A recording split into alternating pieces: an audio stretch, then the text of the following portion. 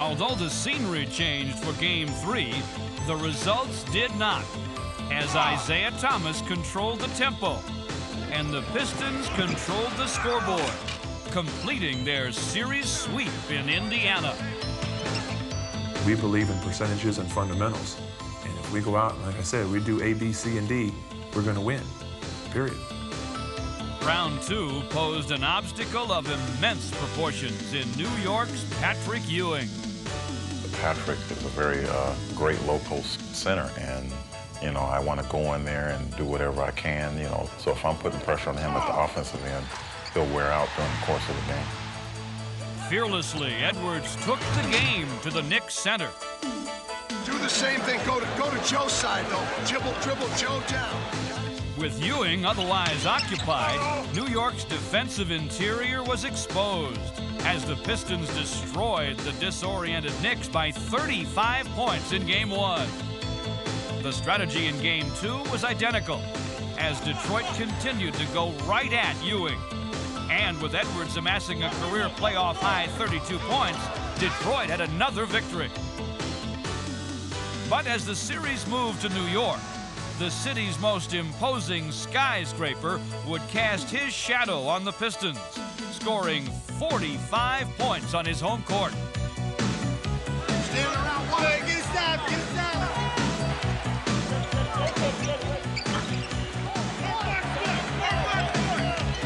With Ewing controlling both ends of the court, the Knicks pulled out a Game 3 victory and thought they were on the way back into the series. Detroit knew otherwise. We thought we can win 4-0, you know, but New York had a little fight in them, and all we had to do was just, you know, make the kill. Turning up their defensive intensity in Game 4, Detroit surrounded Ewing and contained him. 3 seconds!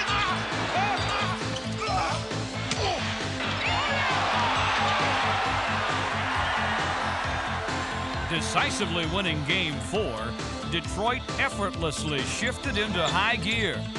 And back in Detroit, handily closed out the series in 5 games. Once again, the Pistons had demonstrated the ability to adapt to each new challenge and to conquer it.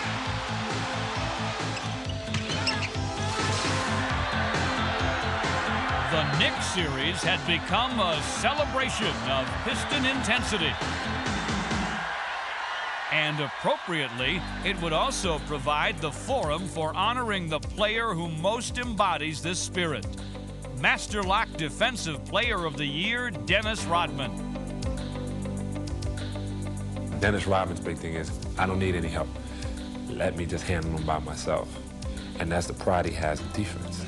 For Rodman, his dedication had been well worth it. I'd like to thank... Set yourself out to accomplish a goal, and you know, all of a sudden you achieve it, you know, no matter what it is, you know. I promised myself I wouldn't break down if I wanted to avoid it, but it hit me, and it was a great feeling for me.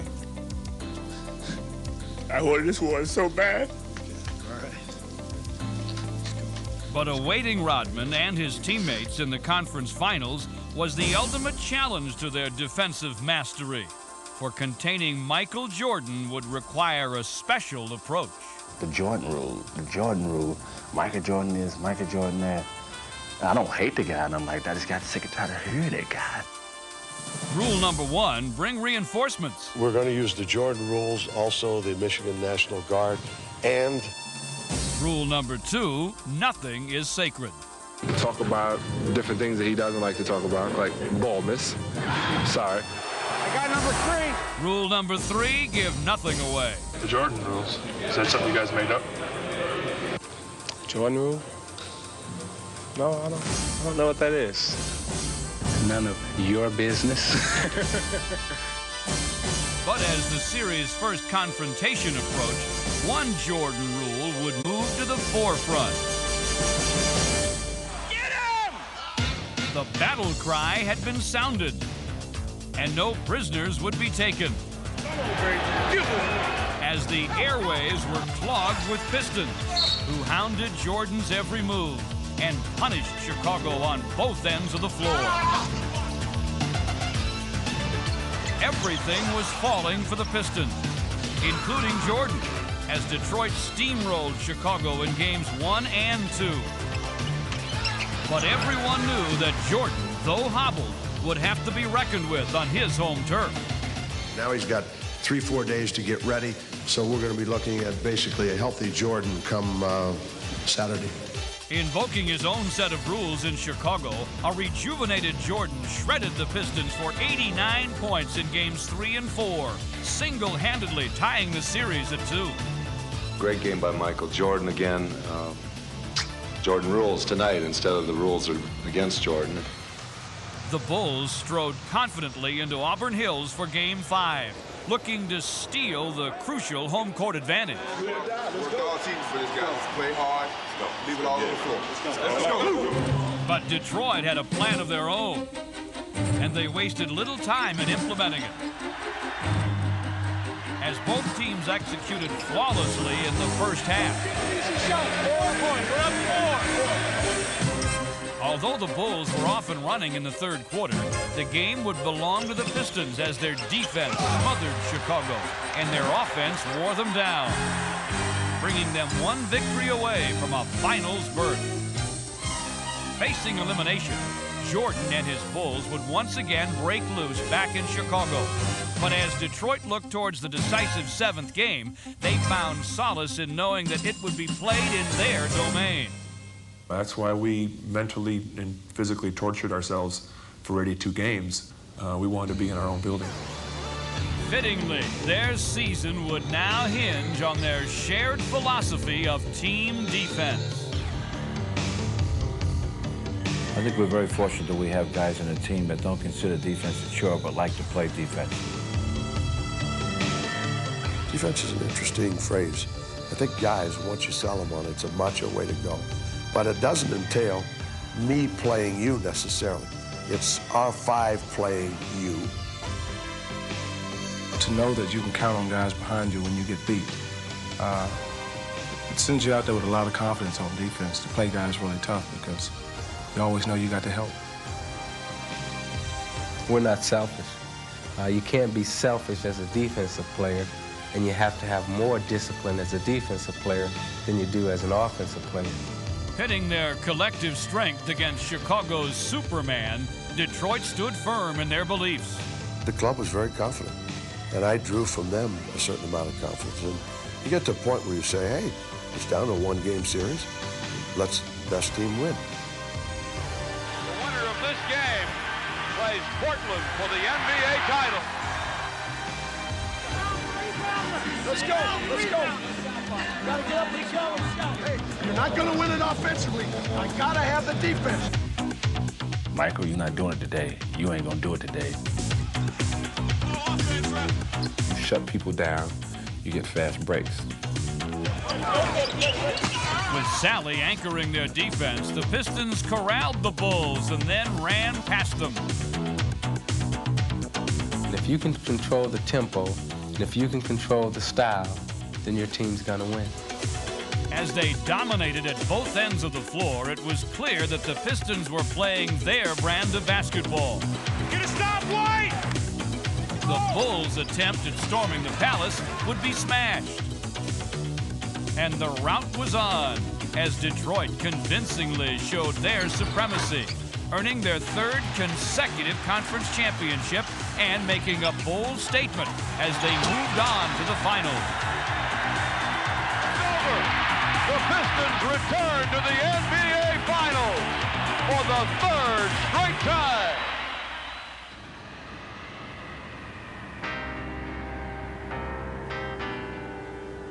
This baby's developed pretty nicely over the 9-month period in that we are in the finals, vying for another championship. They got to beat us, and they got to beat us soundly. We're not going to give up, even if we're down. 20 points, we still plug away.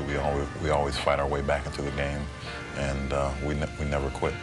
If we win this championship this year, no question in my mind, it compares to there's only other 2 teams that have done that, and that's the Lakers and the Celtics, so they would have to put us up there in that class. I would definitely rank us as one of the better defensive teams that's ever played. Whenever we take the floor, we always feel we're going to win, no matter what. I saw a light at the end of the tunnel. They didn't tell me it was a train. But I said I saw a light at the end of the tunnel, and it was a reflection of my ring. Good evening, everybody, and welcome to the excitement of the 1990 NBA Finals. An unbelievable matchup. The Detroit Pistons, with all their experience, going against the best in the West, the upstarts, the Portland Trail Blazers. A team nobody ever believed to be here. Find out who these Blazers are. Get the program here.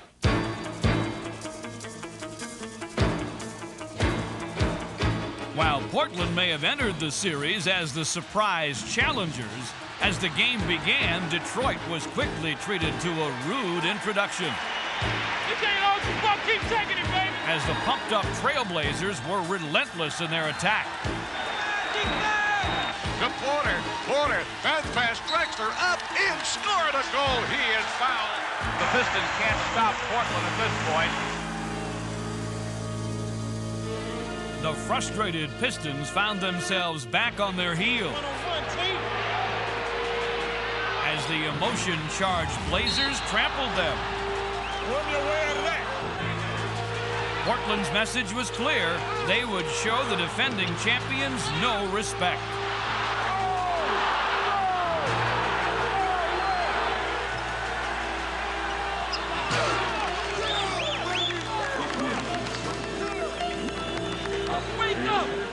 Detroit needed desperately to regroup.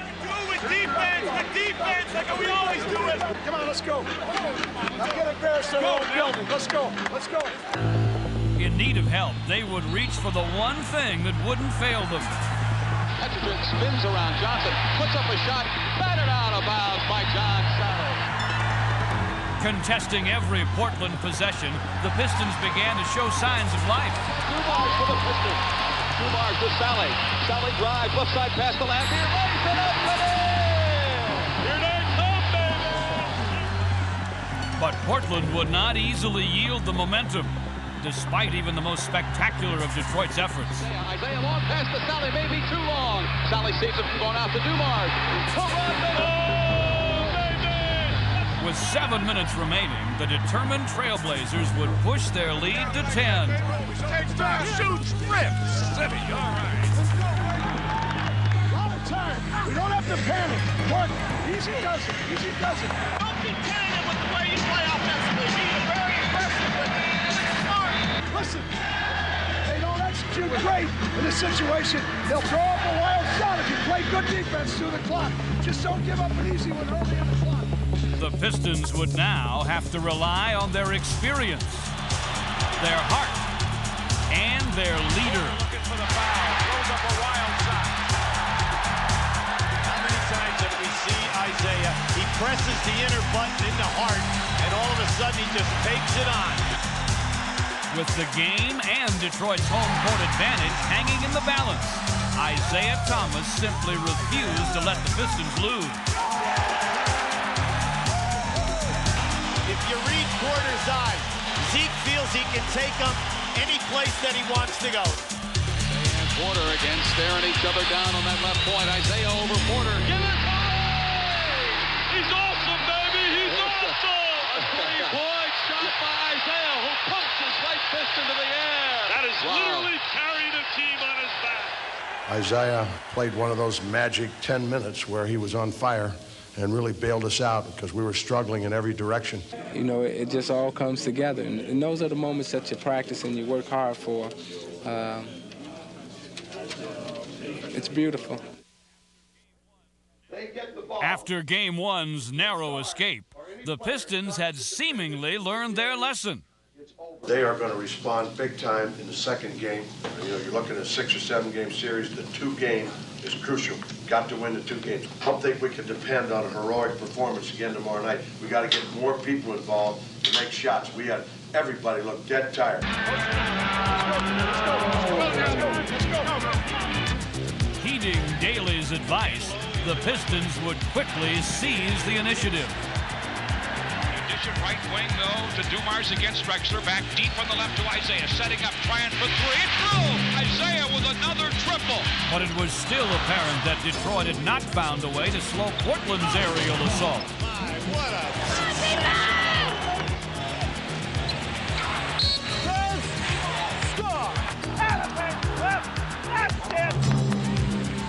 With their defense a step slow. That is on number 10. Why can't you see that? I can see that. Be patient. Detroit would be forced to rely on their offense. Wear him down. It's 48 minutes. Thomas going up against Porter with a runner. What a great shot. They lost sight of Dumars. Lane Beer with another three. But though the Pistons matched the Blazers shot for shot, it was clear that they were playing Portland's game. Fires away, and he hits a three to tie it up. A shootout going on here. While the Pistons had burned the Blazers, they had not shaken them. And with the score tied, it was time for strategy and one last shot. Billy, lob it over. We're not shooting until the final second. If I make it, we win. If I miss it, we're going into overtime. I ain't giving them a chance to shoot it again. Dwyer gets it into Lambier. Lambier is double teamed to Isaiah with 6 seconds. Isaiah with 5, 4, 3. Isaiah with 2. Isaiah with 1. It's going to be short, and we're going to go to overtime. As Daly had foreseen, this would not be a night for Piston last-minute heroics. Let's go. 5 minutes. Hard work. Normal tap. I think John's going to get it. Let's go now. We gotta go. Come on. Let's go. 5 minutes. As they had at the game's beginning, the Pistons would again make an early run. James Edwards puts the Pistons in front. As Bill Lambier drilled 6 3-pointers to tie a finals record. Pistons by 1. Lambier wants another three. He's got it. 5 in the game for Bill Lambier. And a timeout called by Portland. But with Isaiah fouling out, Detroit was unable to put Portland away. Eyes it up. And with Buck Williams' last-minute free throws, the Pistons suddenly trailed by 2. Joe, you're coming hard to the ball. They got a foul to give. Billy, you come to the ball. They got a foul to give. Try to get loose. Spot up. Try to get loose.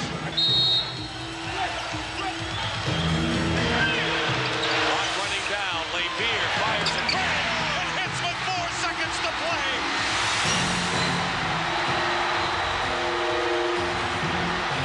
Comes off and gets it.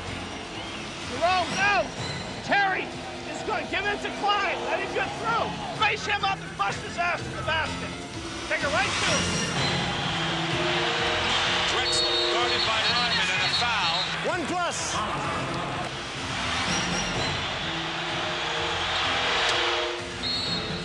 And Detroit calls a timeout, trailing by 1. 1 and 2. Split. Joe split hard. 2 split hard. 5 on that 1 and deep. Direct pass to 5. Got it? They got a foul to give. Catch it and go for the shot. Got it? As soon as somebody touches it, you foul him. You switch everything and you foul him. Foul! Oh my goodness!